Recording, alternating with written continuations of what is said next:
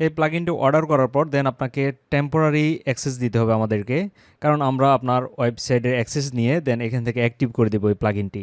এর জন্য আমাদের অ্যাক্সেস দিতে হবে, অন্যথায় কিন্তু এটি হবে না। তো আমরা কোথায় যাব, প্লাগইনস থেকে অ্যাড প্লাগইনে ক্লিক করব। দেন আমরা এখানে একটি প্লাগইন অ্যাক্টিভ করব। টেম্পোরারি লগইন লিখে সার্চ করবেন।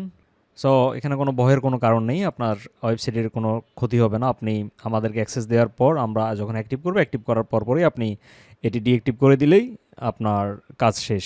দেন আমরা এটি ইনস্টল করার পর অ্যাক্টিভে ক্লিক করব।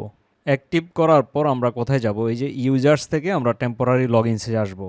এখানে আসার পরই ক্রিয়েট নিউ নামের একটি বাটন পাবেন, এখানে ক্লিক করবেন। সো এখানে ক্লিক করার পর আমরা যদি একটু নিচে আসি, create new temporary login. So email address হিসেবে আপনি দিবেন সাপোর্ট। ওকে, সো এই অ্যাড্রেসটি দিবেন। তারপর ফার্স্ট নেম লাস্ট নেম দিতে পারেন, আপনি চাইলে এভাবে দিতে পারেন। রোল হিসেবে অ্যাডমিনিস্ট্রেটর দিবেন। তারপর আপনার এগুলো সব কিছু ঠিক থাকবে। দেন এখানে সাবমিটে ক্লিক করবেন। সাবমিটে ক্লিক করার পরই ঠিক এরকম একটি টোকেন পাবেন বা লিঙ্ক পাবেন। তো এই লিঙ্কটি আপনি আমাদেরকে শেয়ার করবেন হোয়াটসঅ্যাপে বা আমাদের টেলিগ্রামে আপনি শেয়ার করতে পারেন।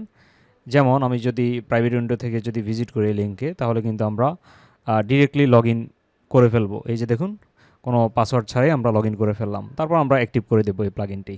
দেন কাজ শেষে আপনি কি করবেন, এখানে যাবেন, অথবা এখান থেকেও ডিঅ্যাক্টিভ করতে পারেন। এখানে ডিঅ্যাক্টিভের অপশন রয়েছে। এখান থেকে এই যে ক্রসে বা ডিলিটে ক্লিক করলে এটি ডিলিট হয়ে যাবে।